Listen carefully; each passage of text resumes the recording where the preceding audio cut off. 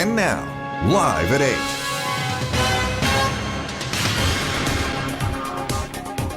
ආයිබෝවන් එක්වන් අදත් ඇත්ත දැනගන්න ලංකාවේ අංක එකේ සමබරතොරතුරු ප්‍රකාශය live at 8 සුපුරුදු පරිදිම අදත් ඔබ හමුවන මම සජිත් රණසිංහ මම ෆාතිමා නස්රින් අදත් මුල්ම අවධානය ප්‍රධාන පුවත් සිරස්තල වෙතයි. ඊයේත් කොවිඩ් මරණ 5ක් අදත් ආසාදිතයින් 265 දෙනෙක් මෙරට සමස්ත ආසාදිතයින් සංඛ්‍යාව 38000ට ආසන්න වේ. ශීඝ්‍ර ව්‍යාප්තියක් සහිත නව කොවිඩ් ප්‍රභේදය හේතුවෙන් බ්‍රිතාන්‍යයේ දැඩි සංචරණ සීමා. එරටින් ශ්‍රී ලංකාවට ඇතුළු වන සියලු ගුවන් ගමන් අත්හිටුවීමේ තීරණයක්. රැපිඩ් ඇන්ටිජන් පරීක්ෂා කිරීම හෙට ස්ථාන 11ක් තුලදී. කොවිඩ් මෘතදේහ අධිශීතකරණ තුල තැන්පත් කිරීම සුදුසුද?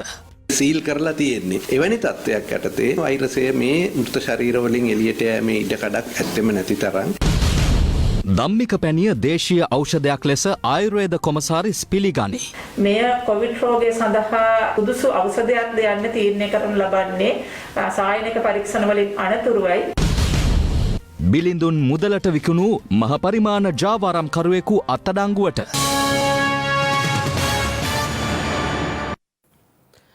බ්‍රිතාන්‍යයෙන් හඳුනාගෙන ඇති COVID-19 වෛරසයේ නව ප්‍රභේදය මෙරටට පැමිණීමේ අවධානමක් පවතින බව සෞඛ්‍ය අංශ පවසනවා.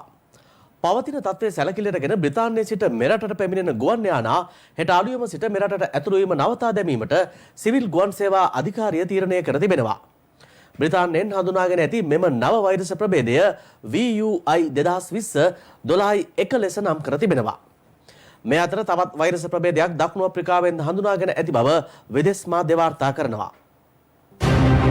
බ්‍රිතාන්‍යයේ දකුණුදිග ප්‍රදේශයන්හි ශීඝ්‍රයෙන් පැතිරීම ආරම්භ වුණු COVID-19 වෛරසයේ නව ප්‍රභේදයක් පිළිබඳව විද්‍යාඥයන් විසින් සොයා ගැනුණේ පසුගිය සැප්තැම්බර් මාසයේදී. බ්‍රිතාන්‍යයේ කොවිඩ් ව්‍යාප්තිය ශීඝ්‍ර වීම මෙම නව ප්‍රභේදය නිසා සිදු වූ බවට සැලකෙන අතර මේ වන විට මෙම නව ප්‍රභේදය ඩෙන්මාර්කය, ඕස්ට්‍රේලියාව ඇතුළු රටවල් කිහිපයකම පැතිරී ගොස් අවසන්. විදේශ මාධ්‍ය වාර්තා කළේ අද දිනේදී මෙම නව ප්‍රභේදය ආසාදිත රෝගීන් දෙදෙනෙකු ඕස්ට්‍රේලියාවෙන් සොයාගත් බවයි. විද්‍යාඥයන් පවසන්නේ මෙම නව කොවිඩ් ප්‍රභේදය සම්ප්‍රේෂණය වීම ඉතා ශීඝ්‍ර වන අතර එය පුද්ගලයෙකුගේ සෛල බිත්තිවලට ආසාදනය වීමද ඉතා ඉක්මන් බවයි. බ්‍රිතාන්‍යයේ සිට 70කට මෙම නව කොවිඩ් ප්‍රභේදය ආසාදනය විය හැකි බවත් එය මාරාන්තික නොවන බවත් එරට සෞඛ්‍ය අංශ පෙන්වා දෙනවා. පවතින තත්ත්වය සැලකිලිටගෙන උත්සව සමයද නොතකා එහි දැඩි සංචරණ සීමා සහ දැඩි නීති රීති පැනවීමටද බ්‍රිතාන්‍ය රජය කටයුතු කර තිබෙනවා. මේ හේතුවෙන් සුපිරි වෙළඳසැල් වලින් භාණ්ඩයක් රැස් කිරීමට ජනතාව පෙළඹීම නිසා එහි උද්ගත වී ඇති තත්ත්වයයි මේ.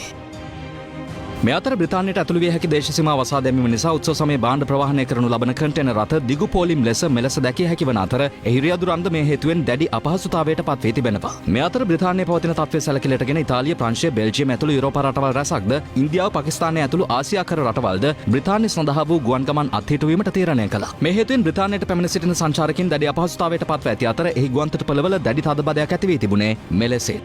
බ්‍රිතාන්‍ය සෞඛ්‍ය ලේකම් මැට් හැන්කොක් ප්‍රකාශ කර තිබෙන්නේ මෙම නව කොවිඩ් ප්‍රභේදය පාලනය කරගත නොහැක්කක් බවයි. ඊට ලෝක සෞඛ්‍ය සංවිධානය අවධානය යොමු වී ඇති අතර ඔවුන් පවසන්නේ එය වෛරස පරිණාමයේ සාමාන්‍ය තත්ත්වයක් බවයි. මේ අතර දකුණු අප්‍රිකාවෙන්ද නව කොවිඩ් වෛරස ප්‍රභේදයක් හඳුනාගෙන ඇති අතර එය බ්‍රිතාන්‍යයෙන් හඳුනාගත් නව ප්‍රභේදයට වඩා වෙනස් ප්‍රභේදයක් විය හැකි බවයි විදේශ මාධ්‍ය වාර්තා කළේ. මේ අතර බ්‍රිතාන්‍යයේ සිට මෙරටට ඇතුළු වන සියලුම ගුවන් ගමන් හෙට අලුයම 2 සිට නැවත දැනුම් දෙනතුරු අත්හිටුවීමට තීරණය කළ බව සිවිල් ගුවන් සේවා අධිකාරිය ප්‍රකාශ කර තිබෙන අතර පවතින තත්ත්වය පිළිබඳව අදත් විවිධ අදහස් පළ වුණා. මේ වේගයෙන් පැතිරීම කියන්නේ රෝගයේ විශාල පිරිසකට පැතිරෙන්න පුළුවන්. ඒ නිසා සංඛ්‍යාත්මකව ගත්තාම වැඩි පිරිසක් මේ යන්නත් පුළුවන්. ඒ නිසා මේ දක්වා තියෙන තොරතුරු අනුව ඒ රෝගය නිසා සංකූලතා ඇතිවීම වගේම මරණ සිදුවීමේ වෙනසක් නැහැ. යම්කිසි දෙයකින් මේ වෛරසය අපේ රටට ඇතුළු වුණොත් විශාල රෝගීන් ප්‍රමාණයක් අප රට තුලත් වාර්තා වෙන්න පුළුවන්. ඒ නිසා මේ වෛරසයේ අලුත් ප්‍රභේදය අප රට තුලට ඇතුළු වීමට තියෙන සියලුම ඉඩකඩ ඇහිරීම මේ අවස්ථාවේදී සිදු කරන්න ඕන. බ්‍රිතාන්‍යයේ ඉඳලා 26 දෙනෙක් ලංකාවට ඇවිල්ලා තියෙන වල සම්බන්ධව. ඒ සම්බන්ධයෙන් දැනටමත් විශේෂිත විධිවිධාන යෙදමින් පවතිනවා. සියල්ල සිදුවන්නේ සෞඛ්‍ය මාර්ගෝපදේශන වලට අනුකූලවයි. ඒත් එක්කම එයා බබල් නැත්තම් අර ඔවුන් කණ්ඩායමක් හැටියට සංචරණය කිරීම සඳහා විතරයි අවසර ලබා දෙන්නේ. ඒක සිදුවන්නේ PCR පරීක්ෂණයේ ප්‍රතිඵල මතයි. බ්‍රිතාන්‍යයේ මේ දිනවල පැතිර යන COVID-19 නව වෛරස ප්‍රභේදය හේතුවෙන් එරට සිට මෙරටට මගින් පැමිණීම අද සිට తాවකාලිකව නතර කිරීමට ජනාධිපති ගෝඨාභය රාජපක්ෂ මහතා තීරණය කර තිබෙනවා. දෛනිකව රැස්වන කොවිඩ් කමිටුව සමග අද පැවති සාකච්ඡාවකදී මෙම තීරණයට එළඹි බවයි ජනාධිපති මාධ්‍යංශය සඳහන් කළේ.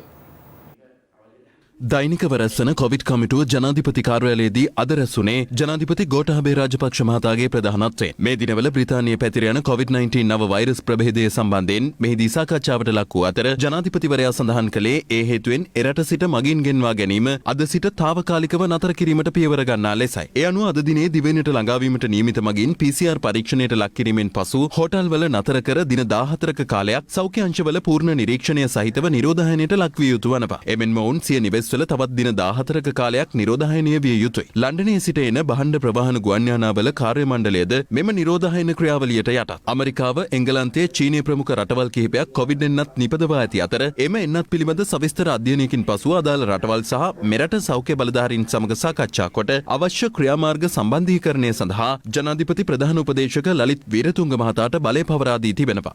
එන්නත් ලබා දිය යුතු කණ්ඩායම් අවශ්‍යතාවය සහ ප්‍රමුඛතාවය අනුව පසුව තීරණය කරනු ඇති. මේ අතර විරු අභිමන් COVID-19 රක්ෂණාවරණයේ දෙවැනි අදියර ආරම්භ කරමින් රක්ෂණාවරණ සහතිකයේ ශ්‍රී ලංකා ඉන්ෂුරන්ස් සභාපති ආචාර්ය ජගත් වැල්ලවත්ත මහතා විසින් අද ජනාධිපති කාර්යාලයේදී ජනාධිපති ගෝඨාභය රාජපක්ෂ මහතා වෙත පිළිගන්වනු ලැබුවා. කොවිඩ් මර්ධනයේ පෙරමුණගෙන ක්‍රියා කරන වෛද්‍ය හා සෞඛ්‍ය කාර්ය මණ්ඩල, ත්‍රිවිධ හමුදා, පොලිසිය ඇතුළු රාජ්‍යාංශයේ නිලධාරීන් ඉන්නාවරණය කරනවා. දෙවැනි අධීර යටතේ රාජ්‍ය හා පෞද්ගලික අංශයේ සියලුම සේවකයින් දායක කර ගැනීම අපේක්ෂිතයි. මේ අතර COVID-19 එන්නත සැපීම සහ පරිපාලනයට ශ්‍රී ලංකාවට සහාය ලබා දෙන බව එක්සත් ජාතීන්ගේ සංවිධානය පවසනවා. අග්‍රාමාත්‍ය මහින්ද රාජපක්ෂ මහතා සමග අරලියගහ මන්දිරයේ පැවති විශේෂ හමුවකදී එක්සත් ජාතීන්ගේ නේවාසික සම්බන්ධීකාරක හනා සිග මහත්මිය මේ බව සඳහන් කළා. මෙම හමුවට ලෝක සෞඛ්‍ය සංවිධානයේ මෙරට නියෝජිත වෛද්‍ය රාශියා පෙන්සේ මහත්මිය සහ යුනිසෙෆ් නියෝජිත ටිම් සුටන් මහතාද එක්ව සිටියා.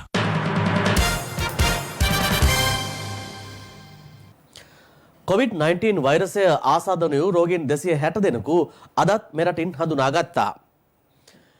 ඒ අනුව මෙරටින් වාර්තා වන සමස්ත රෝගීන් සංඛ්‍යාව 37891ක් දක්වා ඉහළ ගියා.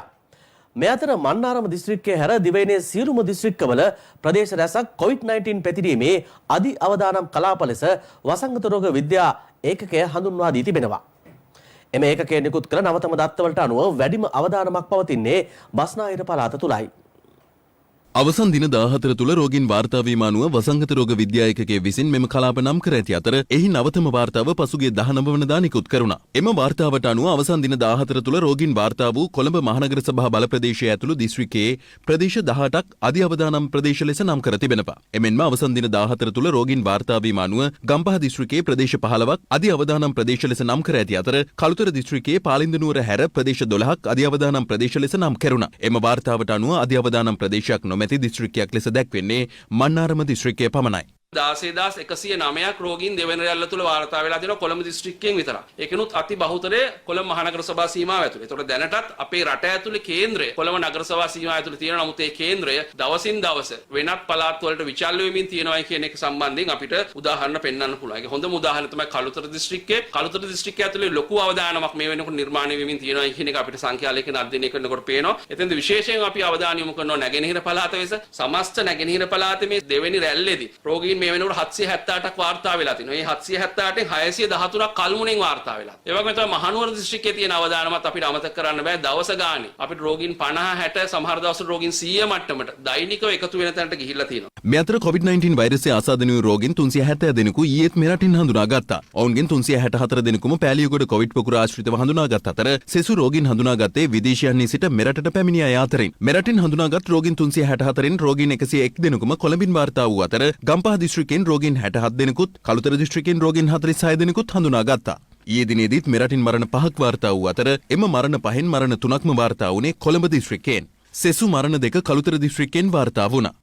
අපේ රටේ ජනතාව මේ සෞඛ්‍ය ආරක්ෂක නීති රීති හරියට පිළිපදිනවා නම් අපිට මේක දුරු කරගන්න අමාරු වෙන්නේ නැහැ. අපි දැක්ක අටලුගම PCR ටෙස්ට් එක කරලා හිටන් පොසිටිව් වෙච්ච මිනිස්සු ඊට පස්සේ ගම ඇතුළෙම හැංගෙනවා. ඊට පස්සේ ඒ අයව හොයාගෙන ආපු කට්ටියට තර්ජනය කරනවා. කෙල ගැසීමේ සිද්ධියක් පව අපි දැක්කා. ඉතින් මේවා ඊටාත්ම කනගාටුදායක දේවල්. මේ අතර නිරෝධායන නීති උල්ලංඝනය කරමින් උත්සව කිහිපයකට සහභාගී වූ තලවකැලේ ලිඳුර නගර සභාවේ සභාපතිවරයාට එරෙහිව අධිකරණයට කරුණු වාර්තා කිරීමට සෞඛ්‍ය අංශ පියවර ගෙන තිබෙනවා. එම සභාපතිවරයා නිරෝධ නිරෝධායනය සඳහා යොමු කර සිටියේදී පසුගිය 17 වනදා සහ 19 වනදා ඔහු උත්සව කිහිපයකට සහභාගී වී තිබූ අතර එම උත්සව සඳහා ප්‍රධාන පෙළේ දේශපාලඥයින් ඇතුළු පිරිසක්ද එක්ව සිටියා. එම සභාපතිවරයාට COVID-19 වෛරසය ආසාදනය වී තිබූ බවට ඊයේ හඳුනා ගැනීමත් සමග ඔහු සහභාගී වූ රැස්වීම්වල සිටි ප්‍රාදේශීය දේශපාලඥයින් ඇතුළු 10 දෙනෙකු ස්වයං නිරෝධායනයට යොමු කෙරුණා. ලිදුල සෞඛ්‍ය වෛද්‍ය නිලධාරී වෛද්‍ය ජනත් අබේගුණරත්න මහතා සඳහන් කළේ සභාපතිවරයා සහභාගී වූ උත්සවවලට පැමිණි සීබී රත්නායක සහ ජීවන් තොණ්ඩමන් යන අමාත්‍යවරුන් ඇතුළු පාර්ලිමේන්තු මන්ත්‍රීවරුන් සිව් දෙනෙකුද නිරෝධායනයට යොමු කළ බවයි. මේ අතර ස්වයං නිරෝධායනය වන ලෙසට උපදෙස් ලබා සිටි වෛද්‍යවරයෙකු විසින් එම උපදෙස් නොතකමින් විවෘත කර තිබූ වෛද්‍ය මධ්‍යස්ථානයක් වසා දැමීමට සෞඛ්‍ය අංශ අද පියවර ගත්තා.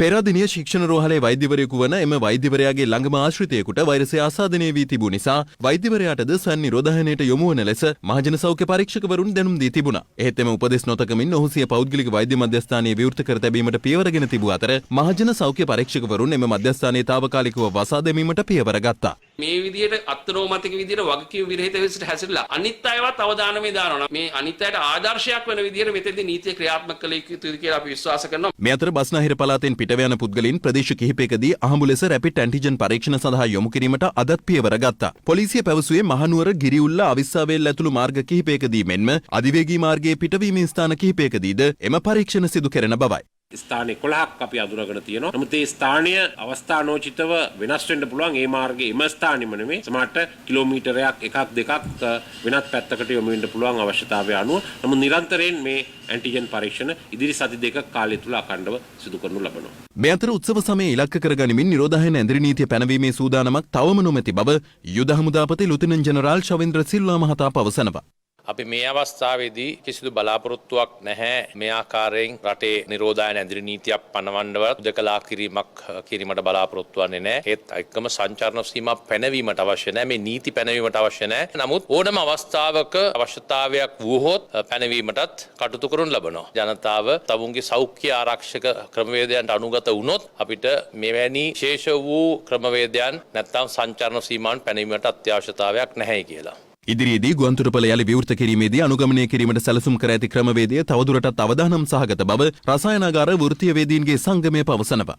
VIP නිරෝධායන ක්‍රමය තුල අපි යම් වැරද්දක් කරගත්තා කියන එක අපි පැහැදිලිවම විශ්වාස කරනවා දෙවන කොවිඩ් රැල්ල ඇතිවීම සඳහා. ඒකෙදි අපි දිගින් දිගටම කිව්වේ ගුවන්තොටුපළ පරිශ්‍රයේ රජයේ රසායනාගාරය හදලා තියෙද්දි ඒ රසායනාගාරය මූලික කරගන්නේ නැතුව වෙනත් ස්ථානවල මේ පරීක්ෂණ ක්‍රියාවලිය සිද්ධ කිරීමෙන් මගහැරීම් සිද්ධ වෙන්නට තියෙන කාරණාවන් වැඩි. දෙවන කොවිඩ් රැල්ල ඇතිවීමේ යුක්‍රේන් ජාතිකයාගේ සිට අනිකුත් අර ඇඟලුම් කම්හල ආශ්‍රිතව ඉන්දියන් ජාතිකයන්ගේ නිරෝධායන කටයුත්ත සහ PCR පරීක්ෂණ කිරීමේ කටයුත්ත රජයේ රසායනාගාර පද්ධතියෙන් නෙවෙයි සිද්ධ වුණේ කියන කාරණාව අපි මේකෙදි බරපතල අත්වැරද්දක් විදිහට දකිනවා. මේ වෙනකොට ගුවන්තොටුපළ පරිශ්‍රයේ 26 වෙනිදා ඉඳන් විවෘත කරන්නට යනවා. ඒ විවෘත කිරීමේදීත් අපි අර අත්දැකීම් ලැබපු වරලත් නිරෝධායන ක්‍රමය නැවත මතුවෙමින් තියෙනවා. අපිට වාර්තා වෙන්නේ ගුවන්තොටුපළ පරිශ්‍රය විවෘත කරාට පස්සේ මේ පරිශ්‍රය තුලින් ඇතුළු වෙන කණ්ඩායම් දෙකකට බෙදලා එකක් කොළ කලාපයක් සහ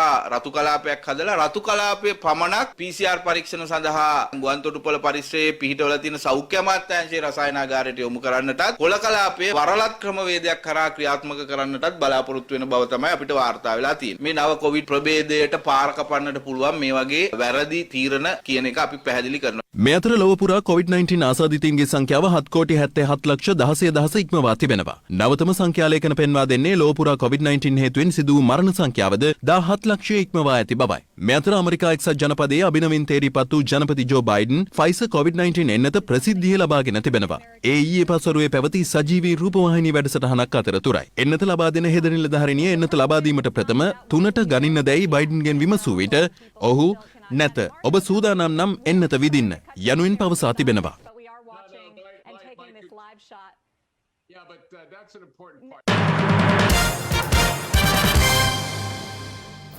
කොවිඩ් වෛරසය මර්ධනය කිරීමට සුදුසු බවට කෑගල්ල ධම්මික බණ්ඩාර මහතා විසින් හඳුන්වා දුන් ඖෂධය ආයුර්වේද කොමසාරිස්වරයා විසින් අද දේශීය ඖෂධයක් ලෙස පිළිගනු ලැබුවා.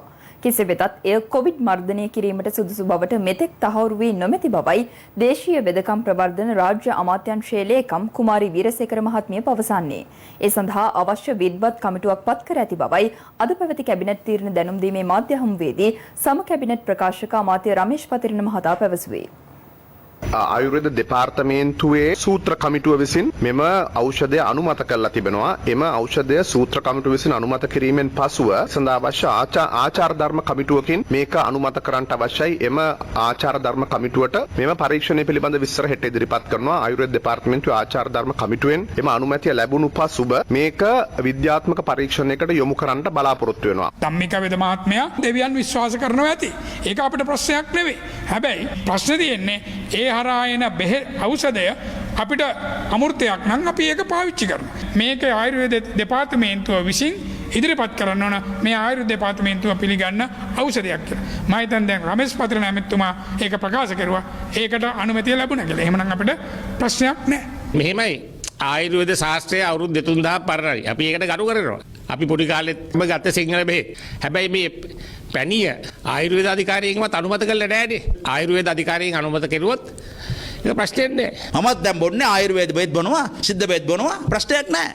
හෙන්න තව තාවේ නෑ, එන්න තාවේ නෑනේ තවමත්. දැන් කොහොමද අපි පවතින්නේ කොහොමද අපි? කොත්තමල්ලි බොනවා, අරක බොනවා, මේක බොනවා. ඉතින් ප්‍රශ්නයක් නෑ අපිට. නමුත් පිළිවෙලක් තියන්න ඕන. සෞඛ්‍ය නිර්දේශ අනුව දේශීය වෛද්‍ය ක්‍රමය අනුව මේකෙන් මේ රෝගය සුව කරන්න පුළුවන් කියලා අපිට කරුණු කාරණාණු හොයාගන්න පුළුවන් නම් ඉතාම හොඳ දෙයක්.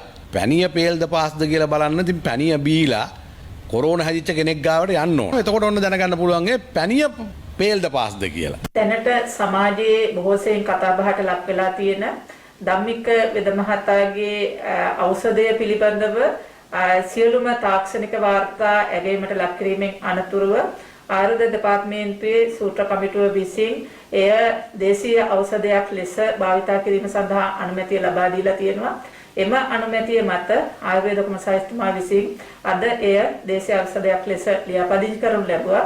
ඒ ලියාපදිංචි කිරීම කෙසේ නමුත් මෙය කොවිඩ් රෝගය සඳහා සුදුසු ඖෂධයක්ද යන්න තීරණය කරනු ලබන්නේ සායනික පරීක්ෂණ වලින් අනතුරුවයි. ඒ සඳහා පත් කරන ලද විත්කත් කමිටුව විසින් එම සායනික පරීක්ෂණ කටයුතු ඉදිරියේදී පවත්වාවි. ඉන් අනතුරුව තමයි අපි මෙම ඖෂධය කොවිඩ් රෝගය සඳහා සුදුසු ඖෂධයක් ලෙස යන්න නිගමනය කරනු ලබන්නේ. පරීක්ෂණ තමයි සිදු කරන්න සූදානම් වෙන්නේ. මේ පරීක්ෂණ සිදු කිරීමෙන් පසුව අපට නිශ්චිතව ප්‍රකාශ කරන්න පුළුවන්. එය බටහිර වෛද්‍ය විද්‍යානුකූලව රෝගය නිශ්චිතව සුව කරන්න සමත් ඖෂධයක්ද කියන කාරණේ අපිට හෙළි කරන්න පුළුවන්. එතකන් අපිට ඒ සම්බන්ධයෙන් බලාගෙන ඉන්න සිද්ධ වෙනවා. ඒ නිසා තමයි බටහිර වෛද්‍යවරුන් මෙම භාවිතාව දැනට නීතිමය වශයෙන් අනුමත නොකරන්නේ. දැන් රාජ්‍ය අනුග්‍රහය ලබා දීලා තියෙන්නේ නැමතුම? එවැනි රාජ්‍ය අනුග්‍රහයක් දැනට ලබා දීලා නැහැ. තවත් දේශීය පුවත් කිහිපයක් වෙතයි දැන් අවධානය. කොවිඩ් ආසාදිතව සිදුවන මරණ ආදාහනය හෝ භූමදානය සම්බන්ධයෙන් තවමත් සමාජය තුළ කතිකාවක් පවතිනවා. කෙසේ වෙතත් නියෝජ්‍ය සෞඛ්‍ය සේවා අධ්‍යක්ෂ ජෙනරාල් වෛද්‍ය හේමන්ත හේරත් මහතා පවසන්නේ සීල් කළ අධිශීතාගාර තුළ මෘතදේහ තැන්පත් කිරීමෙන් වෛරසය පිටතට ආසාදනය වීමේ හැකියාවක් නොමැති බවයි. කොවිඩ් ආසාදනයෙන් මිය යන පුද්ගලයන්ගේ මෘතදේහයන් කඩිනමින් ආදාහනය කිරීමට තීරණය කෙරුණේ එම මෘතදේහයන් තුළින් වෛරසය තවදුරටත් ව්‍යාප්ත වීමට හැකියාව පවතින බැවින්. මෙවන් වටපිටාවක් හමුවේ අධිකරණ අමාත්‍ය අලි සබ්රි මහතා ඇතුළු මුස්ලිම් අමාත්‍යවරුන් සෞඛ්‍ය අමාත්‍යාංශයෙන් ඉල්ලීමක් කළේ මේ සම්බන්ධ තීරණයක් ගන්නා අතුරු මුස්ලිම් මලසිරුරු සුරක්ෂිත ලෙස සිසිල් කළ කන්ටේනර් බහලුම් තුළ තැන්පත් කිරීමට අවසර ලබා දෙන ලෙසයි. ඊට ප්‍රතිචාර දක්වමින් සෞඛ්‍ය අමාත්‍යාංශය සඳහන් කළේ මේ සම්බන්ධ නිශ්චිත තීරණයක් ගන්නා අතුරු එම දේහයන් සිසිල් කළ කන්ටේනර් බහලුම් තුළ තැන්පත් කිරීමට අදාළ පහසුකම් ලබා දෙන ලෙසයි. අධිශීතාගාරයක් හැටියට පවත්වන්නා වූ මෙවැනි උපකරණයක් තුළ මෙම සීතල ආරක්ෂා කර ගැනීම සඳහා දැඩි ආරක්ෂිත ක්‍රමවේදයක් ඒ කියන්නේ සීල් කරලා තියෙන්නේ. එවැනි තත්ත්වයක් යටතේ මේ වෛරසය මේ මෘත ශරීර වලින් එළියට යෑමේ ඉඩකඩක් ඇත්තෙම නැති තරම්. ඒ සඳහා කොළඹ කළුතර මහනුවර මීගමු යන අධිකරණ වෛද්‍ය නිලධාරී කාර්යාල සහ කල්මුනේ අශ්රෆ් අනුස්මරණ රෝහල වෙත සිසිල් කළ හැකි කන්ටේනර් බහලුම් 5ක් ලබා දෙන ලෙසයි සෞඛ්‍ය සේවා අධ්‍යක්ෂ ජෙනරාල් වෛද්‍ය අසේල ගුණවර්ධන මහතා ඉල්ලීමක් කර ඇත්තේ. මේ අතර කොවිඩ් ආසාදනය වීමෙන් මියගිය ගාල්ල ප්‍රදේශයේ මුස්ලිම් ජාතිකයෙකුගේ ඥාතීන් මේ ගැටලුව සම්බන්ධයෙන් අධිකරණමය ක්‍රියාමාර්ගවලට එළඹුණා. එහිදී ඔවුන් ඉල්ලා සිටියේ කොවිඩ් ආසාදිත මුස්ලිම් ජාතිකයන්ගේ මෘතදේහ සම්බන්ධයෙන් ගනු ලබන අවසන් තීරණ පිළිබඳව සේමට පත් කළ කමිටුවේ තීරණය ලැබෙනතුරු අදාළ මෘතදේහය කරාපිටිය ශික්ෂණ රෝහලේ අධිශීතකරණයක තැන්පත් කරන ලෙසයි. ශ්‍රේෂ්ඨාධිකරණයේ SCFR 103 ඇලයිරක් 2020 කියන නඩුවට අදාළව තීන්දුව තමයි ලංකාව තුළ කොවිඩ් වැළඳී මිය යන ඕනෑම පුද්ගලයෙක් ආදාහනය කළ යුතුයි කියන එක. ශ්‍රේෂ්ඨාධිකරණයේ මේ කොවිඩ් මරණ ආදාහනයේද භූමිදානයේද කියන නඩුවේ වග උත්තරකාරයෙක් තමයි සෞඛ්‍ය අධ්‍යක්ෂක ජෙනරාල්තුමා. නැවත එතුමා ලිපියක් යවනවා COVID-19 වින්දිතයන්ගේ මලසිරුරු භූමිදානය කිරීම පිළිබඳ තීරණයක් ප්‍රකාශයට පත් කිරීම කරන තෙක් මලල් සිරුරු සුරක්ෂිතව තබා ගැනීම සඳහා ෆීසර් පළාත් කීපයකට රෝහල් කීපයකට බෙදා දෙන්න කටයුතු කරනවා. එතකොට සෞඛ්‍ය අධ්‍යක්ෂක ජෙනරාල්තුමා උල්ලංඝනය කරනවා ශ්‍රේෂ්ඨාධිකරණය දුන්න තීන්දුව. මේ ගැටලුව සම්බන්ධයෙන් අද කැබිනට් මාධ්‍ය හමුවේදීද අදහස් පළ වුණා. මාලදිවයිනට මේ මුස්ලිම් ජාතිකයන්ගේ කොවිඩ් දේහයක් යැවීම සම්බන්ධයෙන් කතා බහක් ලක්ුණා. ඒකේ තත්ත්වය කොහොමද කියලා දැනගන්න පුළුවන්ද? දැනට ඒ මරණයන් සම්බන්ධ සියලුම කටයුතු සිදු කරන්නේ සෞඛ්‍ය සේවා අධ්‍යක්ෂ ජෙනරාල්වරයාගේ නියමයන් පරිදි. ඒ වගේම තමයි මාලදිවයිනට දේහ නැවීම පිළිබඳව තීන්දුවක් නැහැ. ඒ සම්බන්ධයෙන් දැනට සෞඛ්‍ය මාර්ගෝපදේශන අනුව සෞඛ්‍ය සේවා අධ්‍යක්ෂ ජෙනරාල්වරයාගේ නියමයන් අනුව තමයි අපි කටයුතු සිදු කරන්නේ දැනට. දෑක් වෙත සතුටු ලොවක් උරුම කළ හදවත්වලට ඩයලොග් සහ සිනිස්ටා පදනම එක්ව කෘතගුණ පුද කරන්නට කටයුතු ආරම්භ කළා. මේ වෙනුවෙන් මාධ්‍ය අනුග්‍රහය දක්වන්නේ ස්වර්ණවාහිනියයි. ඒ සත්කාරයේදී අද අපි ගියේ ප්‍රවීණ කලාකරු සුමපාල ලීනානන්ද මහතා හමු වෙන්නයි. පාට පොදක් පිලකලා තලල් කලාවේ සිංහල සිනමාවේ ස්වර්ණමය යුගයේ බිහි වූ චිත්‍රපට රැසක නිර්මාණකරුවා වන ඔහු සෝමපාල ලීලානන්දයි. එතුමාගේ නිවසට ගොස් සුවදුක් විමසමින් ද්‍රව්‍යමය ආධාර ලබා දීමට ඩයලොග් ආයතනය මෙලෙස කටයුතු කළා. සිනමා තිර රචකයෙක්, අධ්‍යක්ෂවරයෙක්, විශිෂ්ට ගණයේ සිනමා ප්‍රචාරණ නිර්මාණකරුවෙක්, ගීත රචකයෙක් ලෙසද සෝමපාල ලීලානන්ද මහතා ලාංකේය කලාකාමීන්ගේ හදවත් තුළ ලැබුම්ගෙන සිටිනවා. කස්තුරි සුවඳ, නිල්ල සොයා, චංචල රේඛා ඔහුගේ අතිශය ජනප්‍රියත්වයට පත් සිනමා චාරිකාවේ නිර්මාණ කිහිපයක්. මට කරන අගකිරීමක් හැටියට මම අරන් ගන්නේ මොකද මේ දැන්ත මහත්තයා ඩයලොග් එක ස්වර්ණවාහිනී ගලෙත් ඇවිල්ලා බලලා ගියත් ඉතින් ඇඟට දැනෙනවනේ. ඒක ඉතාමත් සතුට වෙන වටිනකම. දයක් වෙත සතුටු ලොවක් උරුම කළ හදවත්වලට ඩයලොග් සහ සිනිස්ටා පදනම එක්වගෙනෙන කෘත ගුණ පිදුමයි මේ.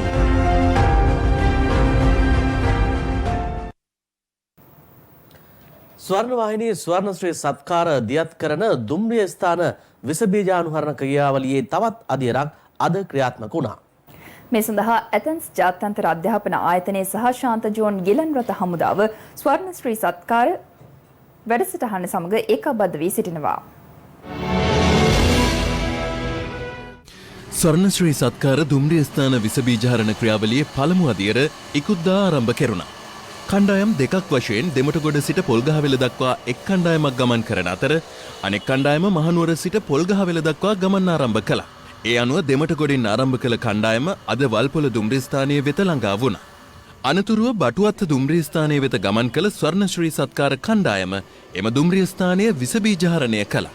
ඉතින් ඔබට පෙනෙනවා ඇති මේ බටුවත්ත දුම්රිය ස්ථානයේ විසබීජහරණ ක්‍රියාවලියේ නිරත වන ආකාරය ස්වර්ණවාහිනී ස්වර්ණශ්‍රී සත්කාර වැඩසටහන යටතේ තමයි මෙවන් සුවිශේෂී කාර්යභාරයක් අපි ඉටු කරන්නේ.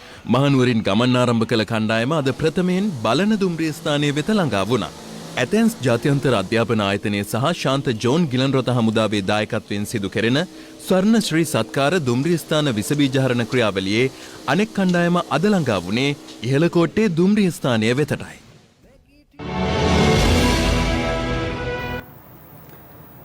දැන් රට වටින් අටට. රට වටින් අටට. මුදලට අලුත උපන් බිලිඳුන් අලෙවි කළ පුද්ගලයෙකු මාතලේ උකුවල ප්‍රදේශයේදී පොලිස් ළමා හා කාන්තා කාර්යාංශය විසින් සිදු කළ වැටලීමකදී අත්අඩංගුවටගෙන තිබෙනවා. වැඩිදුර පරීක්ෂණවලදී අනාවරණය වී ඇත්තේ මොහු අතවරයට සහ විවිධ හේතුන් මත ගැබ්ගත් කාන්තාවන් අන්තර්ජාලයේ පළ කරන ලද දැන්වීම් මගින් ගෙන්වාගෙන ගිවිසුම්ගත වී දරුවන් බිහි කළ පසු තුන්වන පාර්ශවයකට මුදලට අලෙවි කර ඇති බවයි. ලයිව් ඇට් 8 අදට අවසන්. ඔබට සුබ රාත්‍රියක්.